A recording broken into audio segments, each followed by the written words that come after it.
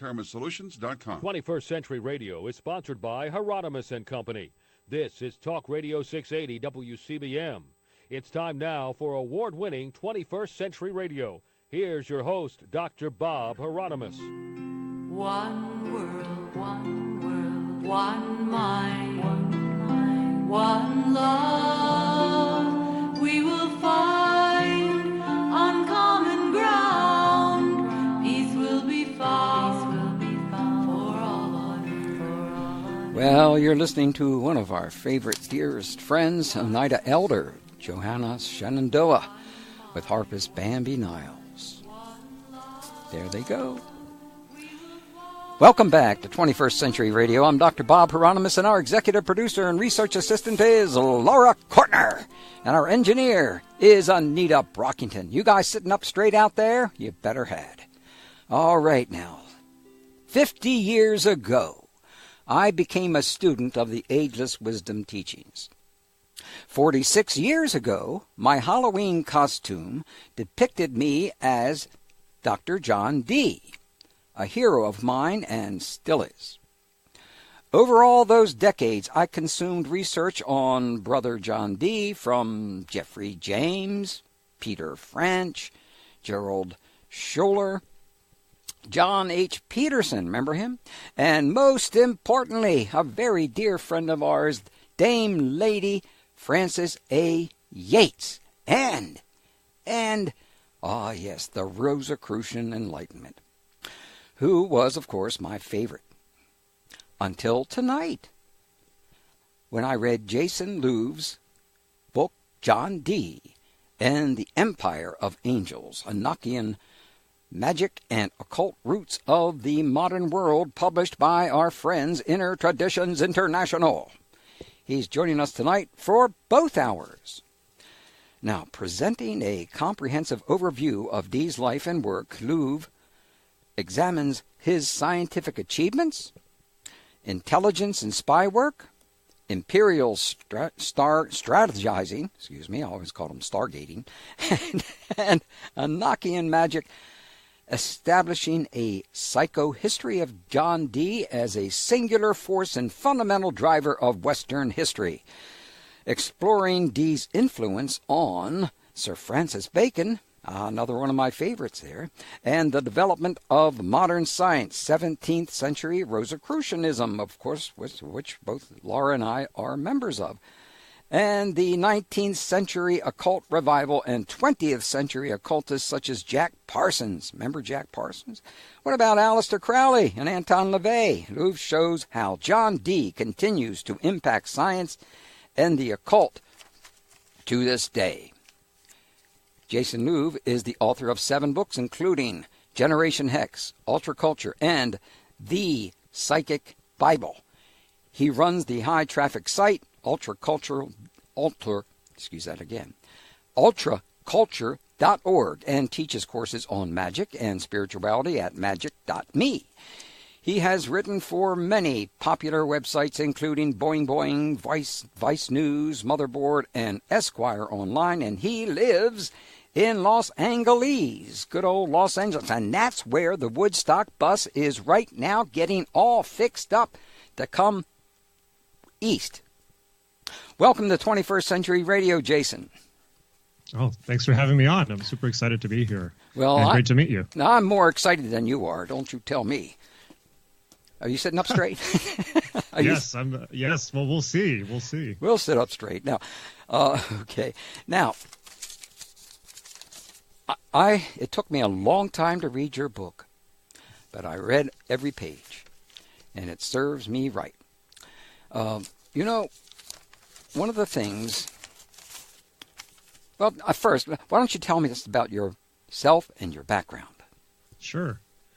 Okay. Well, yeah. I mean, I'm a journalist, as you mentioned, as you referred to, and I've been a writer for my whole life on various topics. The esoteric has been one of my primary interests because I think it's a fascinating way to understanding the esoteric side of life is really shines some really fascinating light on both history and human beings, because I think for me, the most interesting thing is human beings and what they believe. And I feel that if we can get a good model of what human beings have, what people have believed throughout history, then we can understand history. But I've certainly been involved in exploring the esoteric side of life in a journalistic and in a hands-on way for the last 20 years. And I've gone all over the world to learn about all kinds of things, from Nepali shamanism in the foothills of the Himalayas and yoga up higher in the Himalayas to, the Western magical tradition, alchemy, Kabbalah, ceremonial magic, all these things. And so I've had a lot of crazy adventures. And yeah, this is my 8th book and definitely the one that I'm most proud of so far. And it is a huge book, as you mentioned. Oh, yeah. But it's the best I've ever read. There's no doubt Thank you. about that.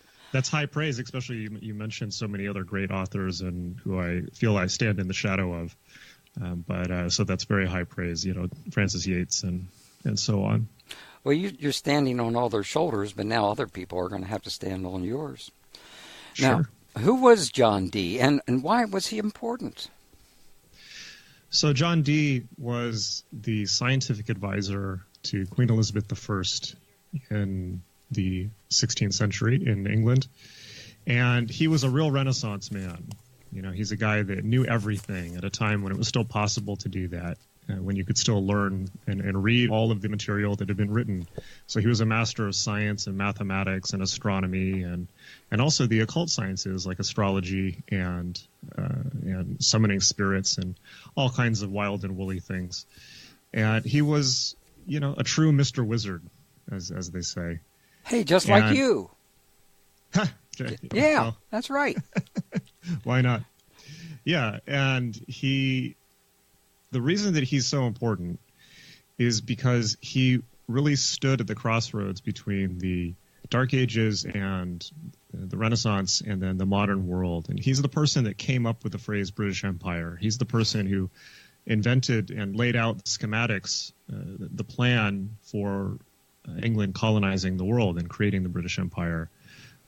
And he's the person that brought knowledge of higher mathematics to the British population for the first time. And the reason that's important is because in looking at this individual, we can see somebody who's almost, at least in my opinion, I won't say single-handedly responsible, but one of the top most responsible people for the way that world history turned and the creation of things like the British Empire and then, of course, America. And then, of course, and he's a pretty exciting character also because he spent over 10 years, maybe 20 years, attempting to contact angels because by his 50s he decided that he had learned everything there was to learn about, from humans of mortal science, and decided that if he was going to learn anything more, then he would have to speak to the angels themselves. And he left thousands of pages of diaries of his attempts to contact angels with a psychic named Edward Kelly, which are pretty, certainly fascinating, maybe a bit convincing and definitely harrowing in some parts. But he fascinates me because he's just a tremendous intellect and somebody who was able to see the world from so many different angles, scientific, mathematic, magical, and synthesize an incredibly compelling worldview, and a worldview that hasn't been written about. I felt had not been written about fully, and so I felt compelled to do the definitive book about it. Well, you deserve at least 2 PhDs on this book. Thank you. Yeah, you do. You do. And I'm amazed why why you don't apply for.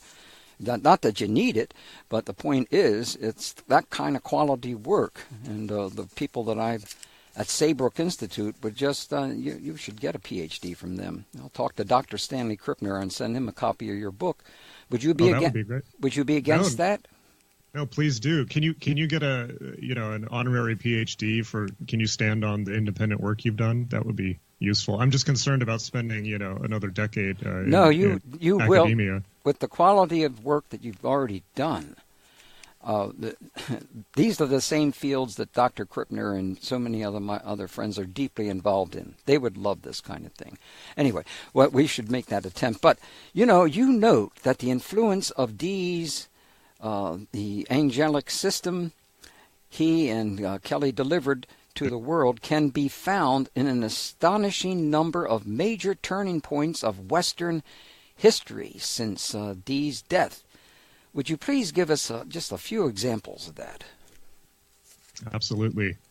So, of course, the primary one is the creation of the British Empire, for which he was never properly credited because he was kind of written out of history because his occult activities were so strange and potentially embarrassing to the British establishment and also the birth of early modern science, that he was kind of swept under the rug, unfortunately, which is quite unfair to him because none of this would have happened without him. Yeah, that's right.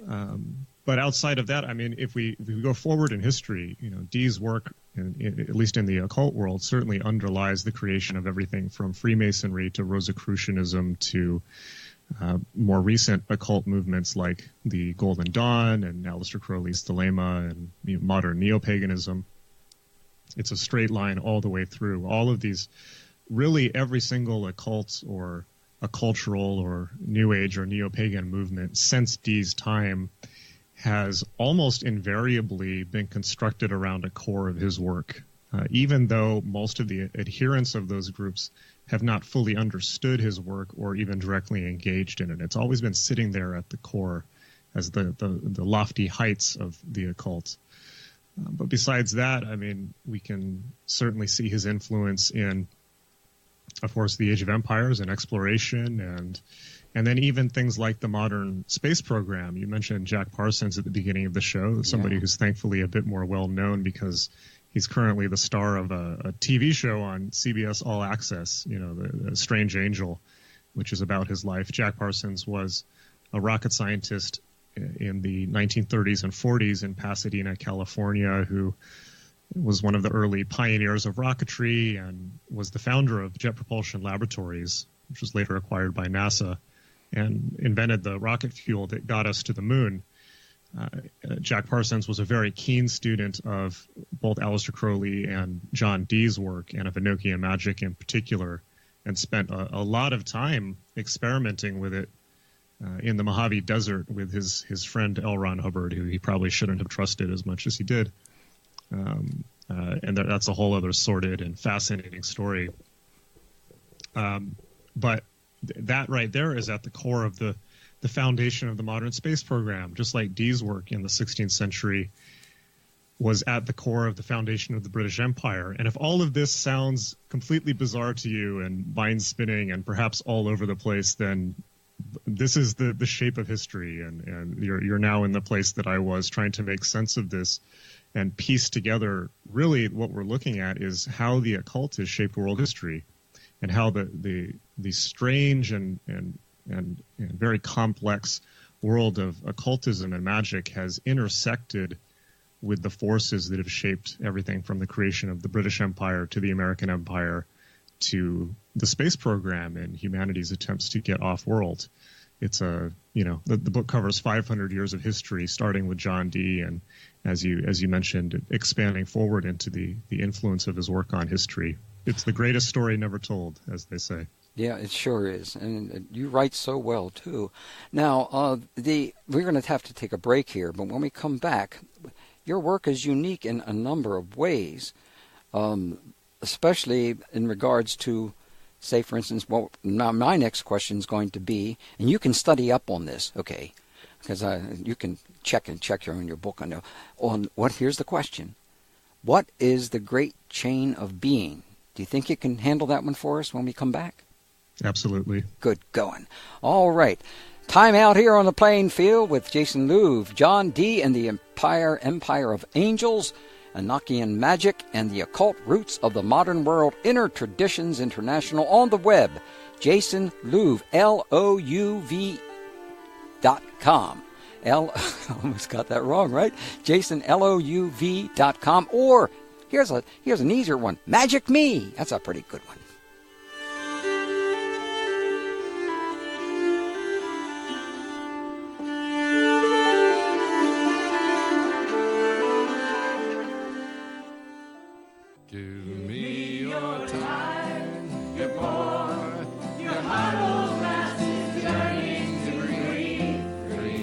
know what I was surprised to learn when studying the Statue of Liberty? That liberty for real women is the key to humanity's survival on this planet. Truly. And also that Lady Liberty has Native American roots, and that America has reverence for the female half of divinity or the goddess at its very foundation. Powerful women and role models for balance are all part of our new book, The Secret Life of Lady Liberty, Goddess in the New World.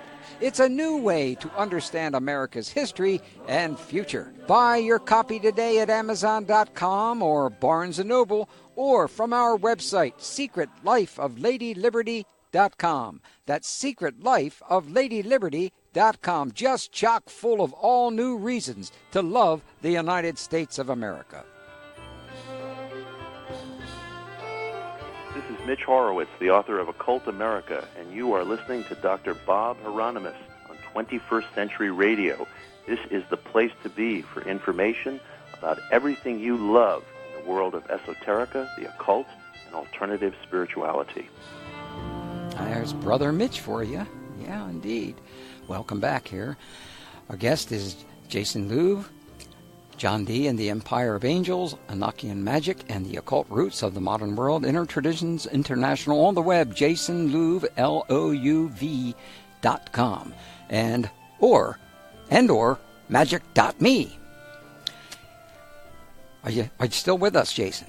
Still with you. It's cool right to hear Mitch there. He's a friend of mine. He's a cool guy. Oh, he's a wonderful guy. Oh, no, I can't get. I wish we can get into them. I haven't seen him in a couple of years. Now, all right, now you've had time to brush up on the most important, well, to me, one of the most important parts of the book, which I don't believe any of the other people that I read on our dear friend John Dee ever talked about, and that is the Great Chain of Being. What is the Great Chain of Being? So the Great Chain of Being is how everyone saw the world in the Middle Ages and the Renaissance, and it's how people saw the world before the scientific revolution really shook everyone's assumptions up. And it was very simple. It was that God was the center of the universe, or the very top of being, and from him descended the angels, and from the angels descended humanity, and below them was animals, and below animals were plants, and then minerals, and so on. And the idea was that all of creation was a nested hierarchy, and that everything in creation was ranked and put into perfect order. So, for instance, there were 9 ranks of angels, and there were ranks of people, the different classes and castes, essentially, in the Middle Ages. So in the world of men, the king was the head of men, and then the nobility and then clergy descended below him, and so on and so forth. And so before, and this, of course, was when people thought that the sun revolved around the earth. So they also believed that the heavenly bodies were a nested hierarchy proceeding outwards from the earth. And of course, they would think that. We can't fault them for not having more modern scientific instruments and mathematical understanding of things.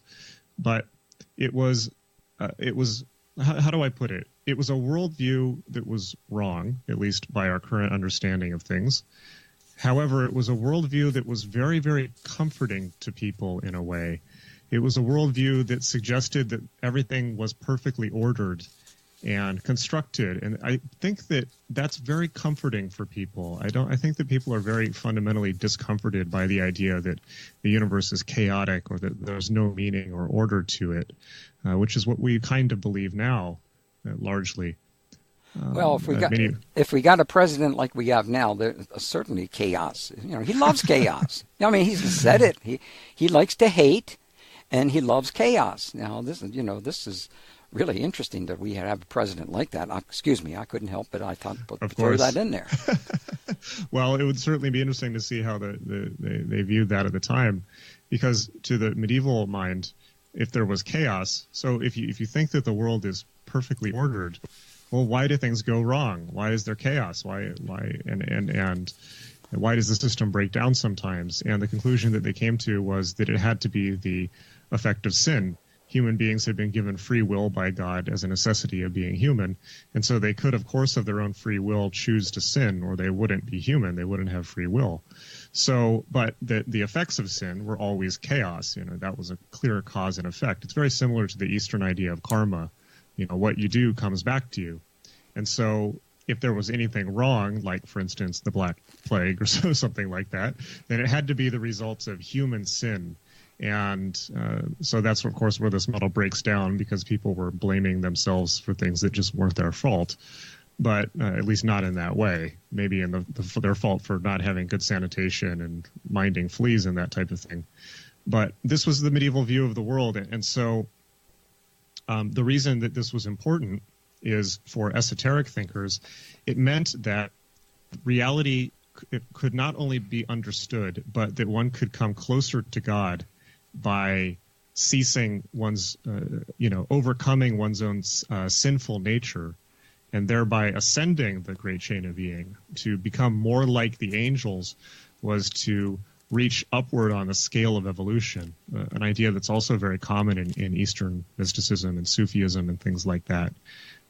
So the idea was, to become more like the angels, one would have to speak to the angels, and this is where magic came in. The whole point of white magic, if we might call it that, was to come closer to God by speaking with his spiritual intermediaries, angels, because as we all know in our own lives, the people that we spend all of our time with are the people that we become. If you have a positive and supportive group of friends, you're going to be very different than if you have a group of friends who are not supportive and are backbiting and destructive and that type of thing.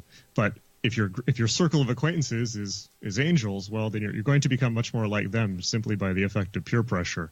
So that was kind of the idea with ceremonial magic, to become closer to God. You can't speak directly to God because he's too far away. He's too abstract in a way, and not concerned with the affairs perhaps of individual mortals as much as that of his entire creation. So the idea is, well, you need to get, if you're going to phone home, if you're going to dial up to the celestial realms, well, then you better get a minor functionary or a receptionist who's able to take your call and give you the time of day, and maybe they can direct your inquiries or your prayers to the people who are capable of fulfilling them. This was really the medieval conception, and it's the conception that underlies a lot of magical systems throughout the world, or spiritual systems. Yeah. Well, I got to say that your illustrations, I don't know, I think you have 14,922 of them, and many of them I've seen before, but there are quite a number that I haven't. So congratulations on that. Geez, oh whiz. Well, now, what were Dee's scientific, mathematical, and intelligence contributions to Elizabethan England? So Dee is fascinating in this regard because although he was lauded as the most intelligent man of his era, and by way of illustrating that beyond even his accomplishments, Dee at Mortlake, which was his home in southwest London, assembled the premier scientific library of the Renaissance. It was 5 times the size of Oxford and Cambridge. He spent his entire adult life collecting books and, lived his entire life in deep debt in order to collect more books, something that students of the occult can perhaps sympathize with. Yeah. But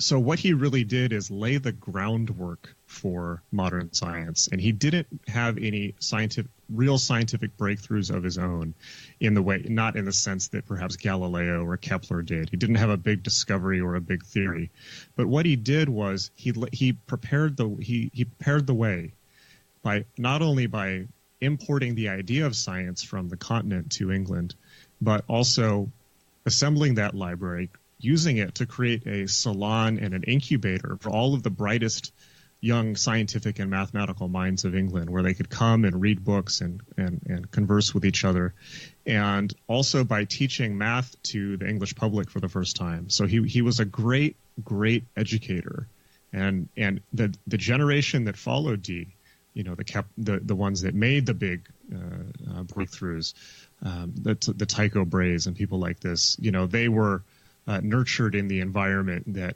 Dee created and fostered. So he was kind of like a the grandfather, the kindly grandfather of what became modern science. And of course, a lot of his ideas went into it as well. Primarily the idea that there should be a scientific revolution, which we can trace back to Dee. The idea that, it was really Dee's idea. Dee, you have to imagine Dee looking around at England at the time and people being burned at the stake and religious warfare and all kinds of misery and poverty and people starving. And you have to imagine somebody this intelligent looking around and saying, how can humanity's lot be improved? Much like many people today must look at the world and think. And he came to the conclusion that it was science and mathematics and the light of empirical investigation into the nature of reality, including in the divine realms, would lift people out of superstition and dogma and ignorance and fear, because people lived in fear, and they lived in fear of Queen Mary before Elizabeth. They lived in fear of their own superstitious beliefs of the supernatural, more unenlightened beliefs than perhaps Dee would have seen, and they lived in fear of poverty and disease and early death. And so we have to really thank him for kickstarting the gears that created science, which to my mind is the crowning achievement of certainly of the second millennium. And so far of humanity, I think so. Well, until this decade right now, I mean, again, with this president, science is nothing. It's meaningless. And that's terribly unfortunate. It's deeply disturbing, and that's why I think he doesn't even know the Constitution. He doesn't even know the Constitution, Jason. And the Republicans, the Republicans has always put a lot of emphasis. You got to do things through the way the Constitution does. We got a guy now who doesn't even know it. Well, now, here's some real exciting stuff. The rapture. The rapture is not a word that occurs in the Bible. Well, if you listen to certain groups of far to the right, they think so. But it is a theological elaboration by John Nelson Darby. Of what importance is the rapture, and how did it become the guiding religious myth of America? Well, that's a big question, and it's a pretty central question to now. I mean, you mentioned Trump, and of course, it's deeply disturbing and depressing to me to see that the topic of my book is not so much historical anymore, because I think that we're on the verge of sliding back into the Dark Ages, and that's why it's important for us to cherish and uphold science. And it's crazy that it's even in danger. And that's right. That's shocking. Exactly right. And so, you might imagine that, I've gotten into some interesting conversations with people, because you might imagine that somebody like me, who's traditionally been interested in the mystic side of life and that type of thing, would be against science, but it's absolutely the opposite. I think the most important thing right now is to keep the light of science held high, and it deeply disturbs me to see the backward slide into ignorance and conspiratorial thinking and anti-science attitudes and superstition that we're seeing sweep the world. And John Dee's urge to enlighten humanity and liberate it from the tides of superstition and tyranny is even more relevant than certainly a few years ago. But in terms of the rapture, the rapture, okay, where do we start with this? I mean, the guiding, let's just take it back to the guiding myth of Protestantism, particularly following the 19th century, has been biblical literalism, the idea that the Bible is literally true. Mm-hmm. This is an idea that begins in John Dee's time in England and really takes off in the 19th century. It's the idea that the book of Revelation describes perfectly, is not a metaphor. It's not a story about overcoming the war between good and evil that's in the heart of every human. It's not, it's not a, it's literal. It would kind of be like, people watching Star Wars and assuming it's a documentary instead of a parable. But the drive to apocalyptic literalism was very much at the core of the birth of the British Empire, and was at the core of the birth of the American Empire. And I cover this in detail in the book. It's the idea that one of the primary guiding myth Western civilization, certainly since John Dee's time, and John Dee was a believer in this, but it seems to have kind of gotten out of hand, was the idea that the second coming had to be literally directly catalyzed by human agents by enacting the Book of Revelations. And that's the idea that's still at the core of the American right. You can tell by certainly watching people like Mike Pence, watching, the moral majority that came to power in the 80s with Reagan, the belief of people like Ronald Reagan and George Bush Jr., that the second coming was literally at hand and that wars in the Middle East were necessary to follow the script. And we can see it by the fact that, for instance, the Left Behind books are the most popular books in America after the Bible itself. I think more popular than Stephen King. And the Left Behind books, of course, being a dramatization of the end of the world and the Book of Revelation as if it was literally real and a literal combat. This is quite worrying because it's these are the people with nuclear weapons who are willing to enforce this story at the point of nuclear warheads, and this has been the story that has been at the heart of all of America's misadventures in the Middle East. And certainly the election of Donald Trump, the American evangelical right was willing to make a deal with the devil, of course, being Trump, because he, to them, represented their last best hope at reclaiming all of the power that they felt they had lost in American politics with the Clintons and then Obama that they felt had taken from them. And of course, the right sees that as the rising tide of secular darkness and communism and all that. But they were willing to make a deal with Trump because they felt that he was a backdoor for them to get back in power, and he did do that for them. He put Mike Pence in office. He put Jerry Falwell Jr. in office. It looks very, not to go on a tangent, but it looks very likely that a lot of their long-term goals, like the overturning of Roe v. Wade, are very likely going to happen because of Trump getting the Supreme Court nominee. America has been a back and forth between what we might consider secular or more liberal or progressive views of the world, which are not irreligious, but certainly are inspired by sometimes a different reading of Scripture, or very Christian in some cases.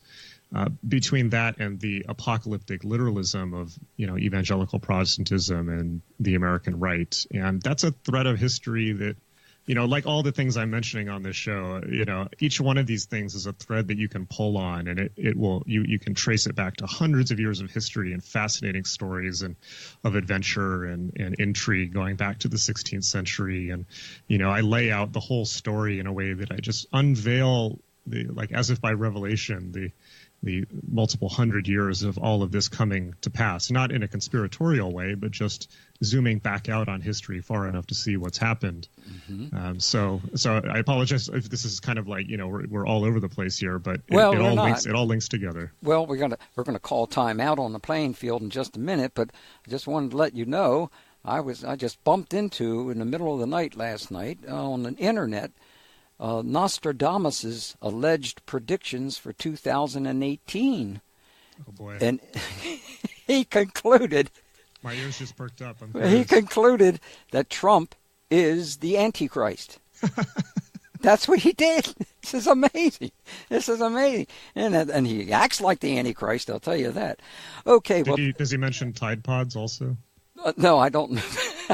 I guess that's now a little bit of an old reference, but yeah. Yeah, well, we got time out here on this playing field, and we'll be back in just a few minutes.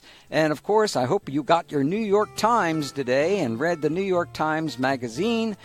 And I'm afraid it tells the story 30 years ago. We could have saved the planet, but they do not think it's possible to do so now. You got to read this. It's a whole, 40 pages on it. New York Times. We'll be back in just a few minutes.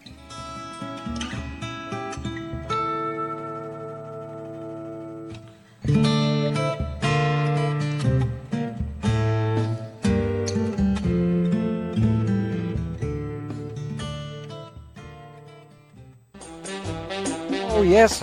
Yeah, we're going to do the cha-cha-cha. I haven't done the cha-cha-cha in quite a long time, friends. But I was still pretty good at it. Now, okay. How would you like to win a free copy of the book we're talking about tonight? The book, John Dee and the Empire of Angels by Jason Louv. Publisher is Inner Traditions International. If you know the answer to this hour's trivia question, you will win all of that, plus other books at another time. Do you know who our final guest was on the last time I hosted 21st Century Radio? Just tell us who the last guest was on my last 2-hour show, and you will be the winner. But you got to qualify. And we have a New America today. And being in New America, you can either bribe us $500, you got the book right away, all right? Or you got to take your turn, and here's how to do that. If you know the answer to this hour's quiz question on 21st Century Radio and you have not won from us in the last 60 days, call in now. 410-922-6680. That's 410-WCBM-680. First with the right answer wins. Prizes are available for you to pick up at the WCBM studios in Pikesville after Friday of this week. Winners have 60 days to pick up the prizes and must wait 60 days before winning another prize from 21st Century Radio. Good luck. On the next 21st Century Radio, Jason Gregory on Fasting for the Mind and Nancy McMoneagle on the Monroe Institute and Exploration of Consciousness. Sunday night at 8, 21st Century Radio, Talk Radio 680 WCBM.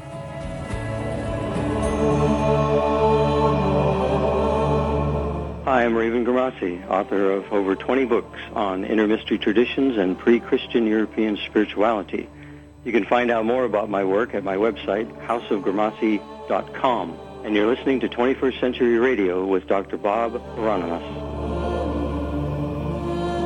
Oh, we got the right kind of music on this. Yes, that's very nice. Good going there, Dr. Kortner. Okay, our guest, of course, is Jason Louv, John Dee and the Empire of Angels, Enochian Magic and the Occult Roots of the Modern World, Inner Traditions International, and on the web at jasonlouv.com or Magic Me. There they go. They're gone now. Okay, now, Jason, who was Edward Kelly? So Edward Kelly was a very disreputable character. He was a psychic and a very one of ill repute at that. So Dee we've covered, and Dee you probably have gotten a sense of, was very intellectual and up in his head, very analytical character, and sometimes people who are very intellectual have a problem getting in touch with the more subtle side, the emotional side of life, or the intuitive side. And that was John Dee's issue. He knew everything there was to know about the occult, but he didn't have any intuitive gifts of his own. And so what he ended up doing was using people who were called scryers. And scryer was a common profession in England at the time. A scryer is essentially somebody who would go around the countryside door to door in some cases, making predictions by looking into using a crystal ball to fortune tell. Similar, and these were very common, but not particularly looked well on socially. It's very similar to how perhaps we see phone psychics today, or psychics who have shops on street corners and that type of thing. So that was Kelly's deal. But Kelly had also been accused of many criminal deeds. He'd had his ears cut off for forging, and had been accused of necromancy and summoning corpses from the grave and trafficking with demons and all kinds of stuff, which was probably exaggerated, although perhaps not.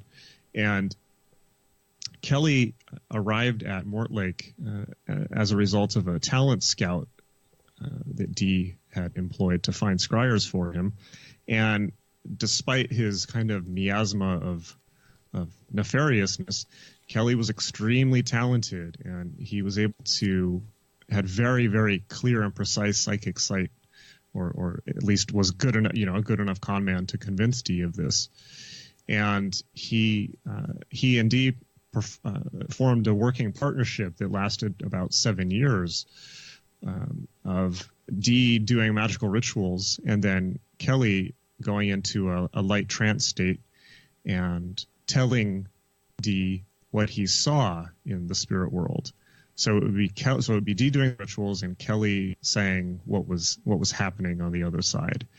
And they worked like that, doing sometimes 3 sessions a day for many years, and worked together to contact the angelic realms, or at least Dee believed that's what was happening, and wrote down, as I alluded to earlier, about 1,000 pages of material of what the angels told them, which were very complex instructions for building ritual implements to make even deeper contact. And part of it was the transmission as well of what is now known as the Enochian language, or they just called it the angelic language, which was supposedly the language that angels speak and the language that humanity spoke before the fall from the Garden of Eden.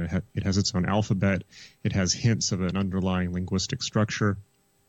It's been analyzed by linguists, including the linguist Donald Laycock in the 1970s, who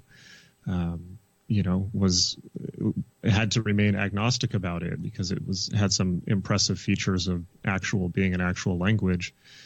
Then the other thing that the angels told them was that what I alluded to earlier, which was that the end of the world was nigh, and apparently it is nigh. It is nigh, from what you mentioned about the New York Times magazine earlier. The angels were quite insistent that humanity needed to repent because the end of the world was here, and it's a whole long saga. And then they began to use Dee and Kelly. They tried to get Dee and Kelly to convince the various monarchs of Europe to embrace the angels' plan for reunifying humanity and redeeming mankind's sinful nature. It's quite a saga. Yeah, it certainly is. I'm going to go back to this New York Times because it's a real incredible piece of work. I'm just going to read a paragraph that is the end paper of it. It's its conclusion. It says, 30 years ago, we almost saved the planet. Today, a global transformation is underway. Since 1981, the Arctic sea ice has decreased by an average of 1.3% per year. Since 1989, the global mean temperature has increased by 1 degree Fahrenheit. By 2030, the number of people worldwide affected by floods is expected to triple. Between 2030 and 2050, climate change is expected, listen to this, to cause the deaths of roughly 250,000 people each year. By 2050, the Arctic Ocean is expected to be largely ice-free in the summer. By that same year, 1 million species will face extinction. By 2080, the frequency of heat waves in the New York metropolitan area is projected to triple.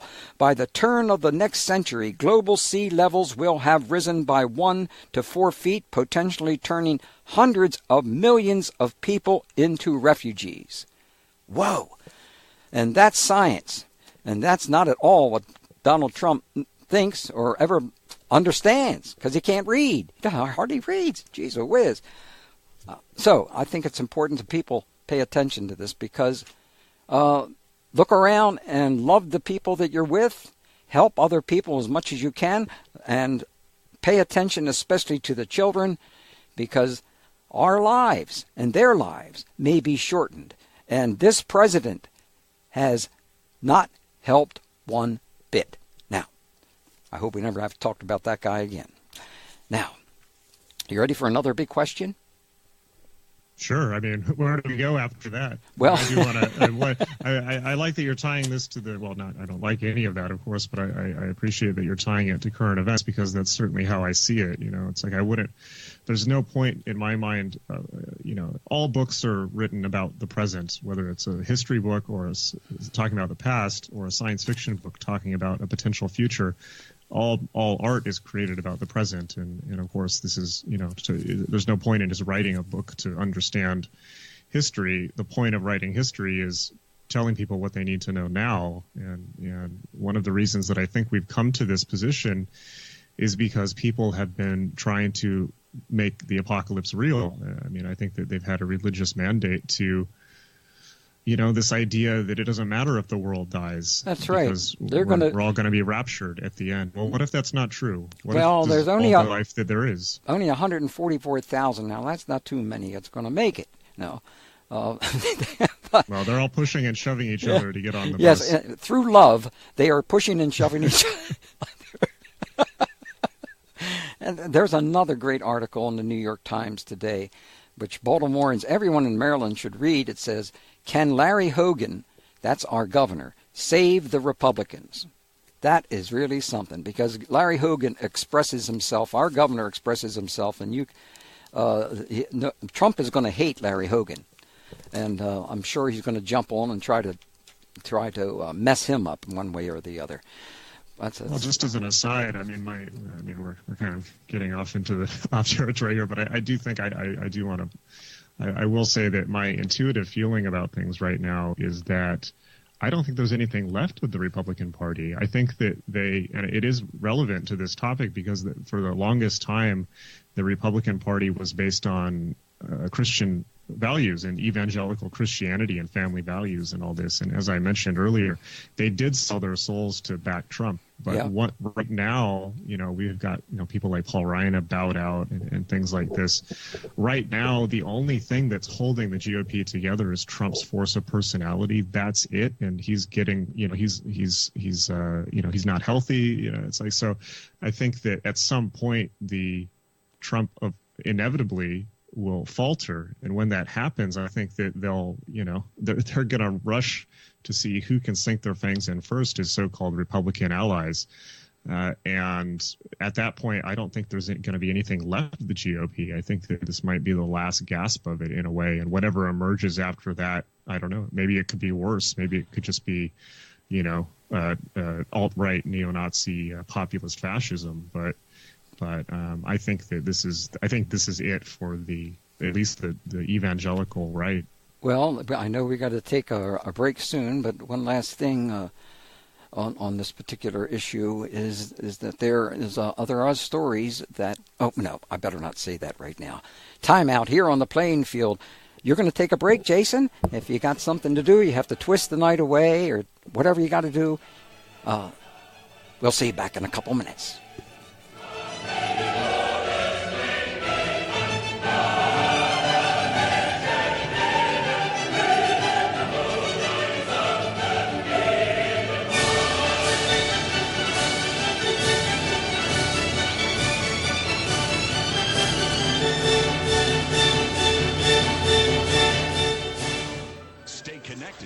Stay informed on the #1 news talk station, Talk Radio 680, WCBM, Baltimore, and WCBM.com.